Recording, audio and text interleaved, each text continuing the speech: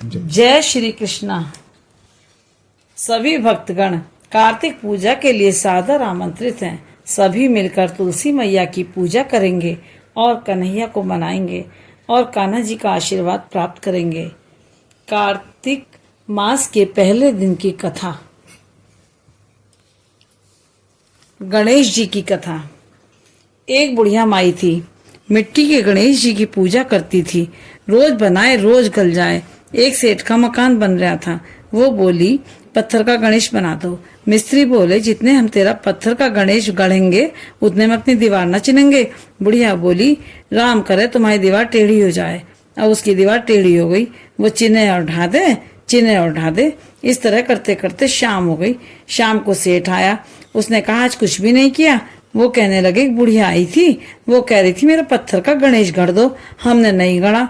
उसने कहा, तुम्हारी दीवार टेढ़ी हो जाए। सेठ ने बुढ़िया बुलवाई। सेठ ने कहा, हम तेरा सोने का गणेश गढ़ा देंगे, हमारी दीवार सीधी कर दो। सेठ ने बुढ़िया को सोने का गणेश गढ़ा दिया। सेठ की दीवार सीधी हो गई। जैसे सेठ की दीवार सीधी की वैसी सबकी करना। कहते सुनते हुंकारा भरते सबकी करना। बोल गणेश भगवान की जय। लक्ष्मी जी की। एक ब्राह्मण था, रोज पीपल में जल चढ़ावे था। पीपल में से लड़की कहती, पिताजी मैं तेरे साथ चलूंगी। ब्राह्मण सूखने लगा। ब्राह्मणी बोली, क्यों सूखो हो? ब्राह्मण बोला, पीपल में से एक लड़की कहती है, पिताजी मैं तेरे साथ चलूंगी। ब्राह्मणी बोली, कल ले आना, जहाँ 6 लड़की हैं वहाँ 7वीं भी सही। दूसरे दिन ब्राह्मण ले आया। उस दिन आटा मांगने गया तो थैला भर भर के मिला। आटा छानने लगी। बोली, माँ मैं छानूंगी ना बेटी पावनी, बेटी धौली धौली हो जाएगी, न छानूंगी। उसने छाना, परात भर गई। वो खाना बनाने लगी तो बोली कि ना मैं बनाऊंगी। माँ बोली, ना बेटी उंगली जल जाएगी, ना मैं ही बनाऊंगी। रसोई में गई, 36 प्रकार के भोजन बनाए, सबको पेट भर भर के खिला दिया।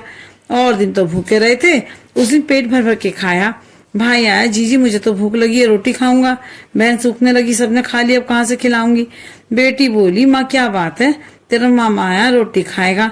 वो रसोई में गई, 36 प्रकार के भोजन बनाए, लाके मामा को जिमा दिया। जीजी ऐसा भोजन तो कभी ना खाया जैसा आज खाया। भाई तेरी पावनी भांजी है, उसने बनाया। मामा खा के चला गया। शाम हुई। बोली, माँ चौका लगा के चौके का दिया जला दिया, कोठे में सोऊंगी। ना बेटी तू डर जाएगी, ना मैं कोठे में ही सोऊंगी। कोठे में सो गई। आधी रात को उठी, चारों तरफ आंख फिराई, धनी धन हो गया। जाने लगी। बाहर बूढ़ा ब्राह्मण सो रहा था। बोला, बेटी तू कहाँ चली? बोली, मैं तो लक्ष्मी माता हूँ, इसके 6 बेटियां दैत्य दूर करने आई थी, और तुम्हें करवानी हो तो तुम भी करवा लो। उसके घर में चारों तरफ आंख फिराई, धनी धन हो गया। सवेरे उठ के ढूंढ मची, बेटी पावनी कहाँ गई? ब्राह्मण बोला, वो तो लक्ष्मी माता थी, तेरे साथ साथ मेरा भी दरिद्र दूर कर गई। जैसे लक्ष्मी माता ने उसका दरिद्र दूर किया वैसा सबका करें। कहते सुनते हुंकारा भरते सबका करें। वो लक्ष्मी मैया की जय। नित्यनेम की। एक छोटी सी लड़की नित्यनेम की पूजा करती थी। भावज बोली, काम की न धाम की, सारे दिन नित्यनेम नित्यनेम करती रहती है। लड़की एक टांग से खड़ी होकर बोली कि हे नित्यनेम बाबा, जो मैं सच्चे मन से धाती हूँ तो सोने की मूर्ति बन के आले में विराजमान हो जाओ। भगवान का सिंहासन डोला। छोटी सी लड़की तप कर रही है तो नित्यनेम बाबा सोने की मूर्ति बन के आले में विराजमान हो गए। लड़की आंख खोले तो देखा कि सोने की मूर्ति बन के आले में रखी है। अब आवाज दी, देख लो भाभी नित्यनेम बाबा, माँ देख लो नित्यनेम बाबा। माँ ध्यावे, भाभी भी ध्यावे। हे नित्यनेम बाबा, जैसे छोटी लड़की का सत रखा वह सबका रखना। कहते सुनते हुंकारा भरते सबका रखना। बोल नित्यनेम बाबा की जय। पीपल पथवारी की। एक बुढ़िया थी, उसने अपनी बहू से कहा, तू दूध दही बेच के आ। वो बेचने गई तो रास्ते में औरतें पीपल पथवारी सींच रही थी। उनको सींचता देखकर बहू ने पूछा कि तुम ये क्या कर रही हो? औरतें बोली कि हम पीपल पथवारी सींच रहे हैं, इससे अन्न धन होता है, 12 वर्ष का बिछड़ा हुआ पति मिल जाता है। बहू बोली, ऐसी बात है तो तुम पानी से सींचती हो, मैं तो दूध से सींचूंगी। गुजरी बहू रोजाना दूध दही बेचने नहीं जाती, वो रोजाना दूध तो पीपल में, दही पथवारी में सींचती। सास दूध दही का दाम मांगती तो कहती थी महीना पूरा हो जाने पर दूंगी। कार्तिक का महीना पूरा हो गया। पूनों के दिन बहू पीपल पथवारी के पास जाकर बैठ गई। पथवारी ने पूछा कि तू मेरे पास क्यों बैठ गई? बहू बोली, सास दूध दही का दाम मांगेगी। पीपल पथवारी बोली, मेरे पास क्या दाम रखा है? ये भरा डींडा पान पतूरा, इसको ले जा। बहू ने वही ले जाकर कोठरी में रख दिया और डर के मारे ओढ़ के सो गई। सास बोली, बहू पैसे ला। बहू बोली कोठरी में रखा है। सास ने कोठरी खोल के देखी तो हीरा मोती जगमगा रहा है। सास बोली कि बहू तो इतना धन कहाँ से लाई? बहू आके देखा सच्चे में ही धन भरा हुआ है। बहू ने सास को सारी बात बता दी। सास ने कहा आपके कार्तिक मैं भी पटवारी सींचूंगी। कार्तिक आया, सास दूध दही तो बेच जाती, हांडी धोकर पीपल पटवारी में चढ़ा देती। आकर बहू से कहती मेरे से दाम मांग।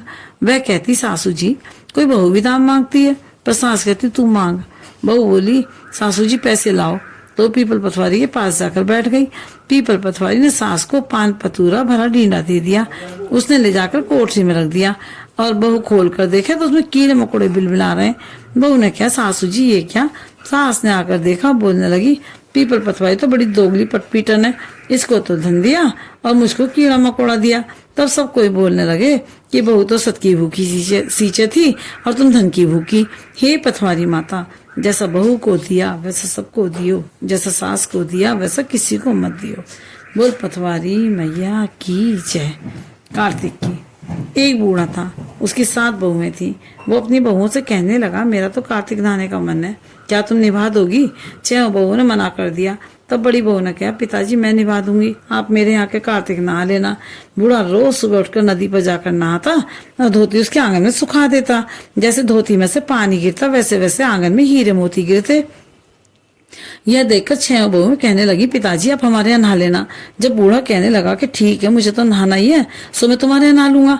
तब अगली सुबह बूढ़े बाबा ने नहा धोकर धोती उसके आंगन में सुखा दी। वहां हीरा मोती नहीं गिरे तो वे सारी बहुएं कहने लगी उनके यहाँ तो हीरे मोती गिरते हैं, हमारे यहाँ कीचड़, हमारे यहाँ तो तुम पाप से नहाते हो, उनके यही नहा लेना। अब बूढ़ा बाबा बड़ी बहू के नहाने लग गया। रोज सुबह धोती सुखाता तो हीरे मोती गिरते। इस प्रकार कार्तिक महीना समाप्त होने को हुआ तो उसे चिंता होने लगी। बड़ी बहू ने पूछा पिताजी अब किस बात की चिंता है? तब बूढ़ा बाबा कहता बहू मेरा कार्तिक महीना समाप्त होने को आया और मेरा मन करता है कि मैं एक दिन सब परिवार वालों खाने पर बुलाऊं। तब बहू बोली इसमें चिंता की क्या बात है, आप सब परिवार वालों खाने का न्योता दियाओ। अब बूढ़ा बाबा न्योता देने गया तो 6 बहू ने कहा कि जब तक वो घर पर रहेगी तुम खाने पर नहीं आएंगे। बूढ़ा बाबा की चिंता में बैठ गया। बड़ी बहू ने पूछा पिताजी अब किस बात की चिंता है? तो बूढ़े बाबा ने कहा बहू उनका कहना है कि जब तक तुम यहाँ रहोगी तो वो खाने पर नहीं आएंगी। तब बड़ी बहू बोली इसमें चिंता की क्या बात है, मैं 4 रोटी लेकर खेत पर चली जाऊंगी, आप न्योता दिया। वो सारी बहुएं आई, उन्होंने कुछ तो खाना खाया और बचे हुए खाने मिट्टी कंकड़ डाल गई। उन्होंने सोचा वाकई परेशान होगी। यहाँ बड़ी वो खेत में कह रही थी राम जी की चिड़िया राम जी का खेत, चुगलो चिड़िया भर भर पेट, मेरे ससुरे ने घर में जगह दी और मैंने खेत में। इस प्रकार चिड़ियों को बाजरा डालकर घर आ गई। तब बूढ़ा बाबा उदास बैठा हुआ था। वो बोली पिताजी क्या हुआ, आप उदास क्यों हो? तब वो कहने लगा कि बेटी तुम्हारी देवरानी जिठानी आई थी और उन्होंने खूब खाया पिया, बचे हुए मिट्टी कंकड़ डाल गई, तुम्हारे लिए कुछ नहीं बचा। तो वो बोली कोई बात नहीं पिताजी मेरा क्या, मैं तो 4 रोटी फिर बनाकर खा लूंगी, बाकी सब तो ठीक ठाक निमट गया। वो बोला हाँ बाकी सब तो बहुत अच्छा सा निमट गया, कुछ कम नहीं पड़ा। वो अंदर गई तो जाकर देखती जिस खाने में मिट्टी कंकड़ डाल गई उसमें हीरे मोती बिखरे पड़े और घर महल हो गया है, सारा घर धन दौलत से भर गया, अन्न के भंडार भर गए। तब उसने ससुर से कहा पिताजी आप तो कह रहे थे तुम्हारी कुछ भी नहीं, मेरा घर तो हीरे मोती से भर गया, जहाँ देखो धन दौलत की वर्षा हो रही है, अन्न के भंडार भरे हुए हैं, घर महल बन गया है। बूढ़े बाबा ने कहा बेटी तुमने कार्तिक सस्ते निभाया उन्होंने पाप से, कार्तिक देवता तुम पर प्रसन्न हुए सो उनकी कृपा से तुम्हारा घर भर गया। हे कार्तिक देवता जैसे उस पर बरसे वैसे सब पर बरसे। बोल कार्तिक देवता की जय।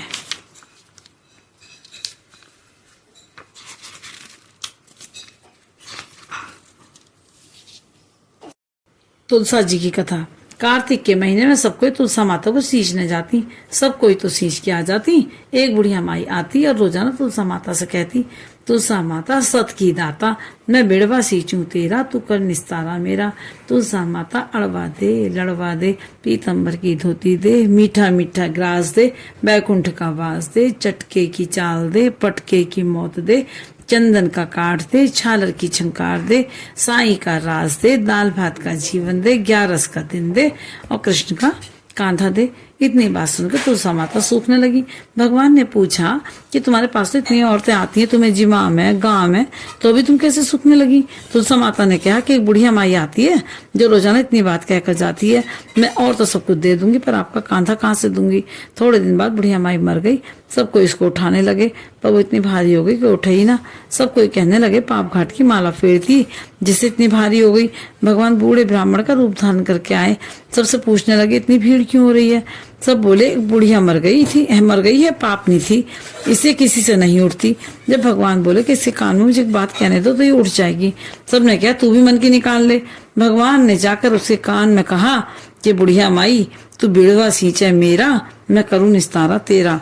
बुढ़िया माई अड़वा ले, गड़वा ले, पीतम्बर की धोती ले, मीठा मीठा ग्रास ले, बैकुंठ का वास ले, चटके की चाल ले, पटके की मौत ले, चंदन का काट ले, झालर की झंकार ले, साईं का राज ले, दाल भात का जीवन ले और कृष्ण का कांधा ले। इतना सुनते ही बुढ़िया माई हल्की हो गई। भगवान कांधे पर ले गए, उसकी मुक्ति हो गई। हे तुलसा माता, जैसे उसकी मुक्ति करी ऐसी हमारी करियो, जैसे उसको कांधा दिया वैसे सबको करियो। बोल तुलसा मैया की जय।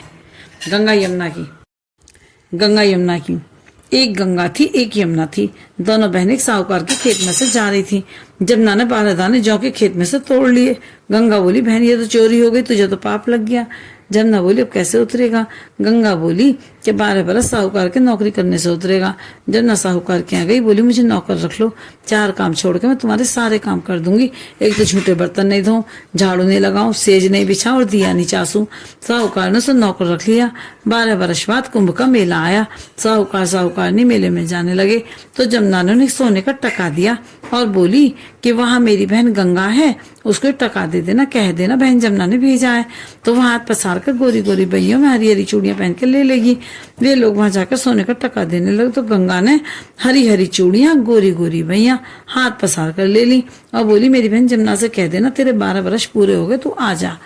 साहूकारनी घर आई, जमुना से बोले कि तेरी बहन बोली तेरे 12 वर्ष पूरे हो गए, तू आ जा। इतना सुनते ही जमुना सहस्त्र धारा होकर बहने लगी। साहूकारनी को जब ये पता लगा कि जमुना माता हमारे सारे काम करती थी तो मुंह माथे पड़ गए और सोचने लगे हमारा पाप कैसे उतरेगा। उधर जमुना गंगा के पास गई तो गंगा ने पूछा कि तू साहूकारनी को धीरज बंधा कर आई है या नहीं? जमुना बोली मैंने तो कुछ भी नहीं कहा। गंगा बोली तो धीरज बंधा करा, नहीं तो उनको संतोष कैसे होगा। जमुना दोनों के सपने में आई, बोली कि तुम उदास क्यों हो? वे बोले हमने तुम्हारे से ऊंचे नीचे सब काम कराया, अब हमारा पाप कैसे उतरेगा? जमुना बोली तुम्हारे कोई पाप नहीं लगा, मैं तो अपना पाप उतारने आई थी। तुम्हारे खेत में से 12 दाने गेहूं के तोड़ लिए थे, इससे मुझे दोष लग गया था। तुम्हारे 12 साल काम करने से उतरा है, तुम उठो, तुम्हें कोई दोष नहीं लगा, तुम्हारे खूब धन लक्ष्मी हो जाएगी और तुम्हारी मुक्ति हो जाएगी। हे जमुना माता, जैसे मुक्ति साहूकारनी को दी वैसे सबको देना, हमें भी कहते सुनते सबको देना, हमारे सारे परिवार को देना। बोल गंगा यमुना की जय। लपसी तपसी। एक लपसी था, एक तपसी था। तपसी तो भगवान की तपस्या करता। लपसी रोजाना 1.25 सेर का हलवा बनाकर भगवान को भोग लाकर टाली हिलाकर जीम लेता। एक दिन दोनों में झगड़ा हो गया। लपसी बोला मैं बड़ा, तपसी बोला मैं बड़ा, क्योंकि भगवान की तपस्या करता हूँ। नारद जी बोले तुम्हारा फैसला मैं करूंगा। दूसरे दिन तपसी नहाकर आने लगा तो नारद जी ने 1.25 करोड़ का मुद्रा तपसी के आगे गिरा दिया। उसने आंख खोल कर देखा तो मुद्रा पड़ा है। उसने उठाकर पैर के नीचे दबा लिया और तपस्या करने लगा। उधर लपसी ने 1.25 सेर का हलवा बनाकर भगवान के भोग लगाकर टाली हिलाकर जीम लिया। इतने में नारद जी आए और दोनों को अपने पास बिठाया। दोनों पूछने लगे कौन बड़ा है? नारद जी ने तपसी से कहा अपना पाँव हटा। पाँव हटाते मुद्रा निकला। तब नारद जी बोले कि मुद्रा चुराने से तेरी तपस्या भंग हो गई, इसे तपसी बढ़ाए। तपसी कहने लगा कि मुझे मेरी तपस्या का फल कैसे मिलेगा? नारद जी बोले तेरी तपस्या का फल कार्तिक नहाने वाली देंगी। सब कहानी कहकर तेरी कहानी नहीं कहेंगी तो कार्तिक का फल तुझे हो जाएगा। धोती देकर अंगोछा नहीं देंगी, सीधा देकर दक्षिणा नहीं देंगी, ब्राह्मण जिमाकर दक्षिणा नहीं देंगी, दिया चास के हाथ न जोड़ेंगी तो तेरा पुण्य, कपड़े देकर बटन न लगाए, दाहिने हाथ नाड़ा बांधे, सबका फल तुम्हें हो जाएगा। इतना कहकर नारद जी चले गए। वो लपसी तपसी की जय।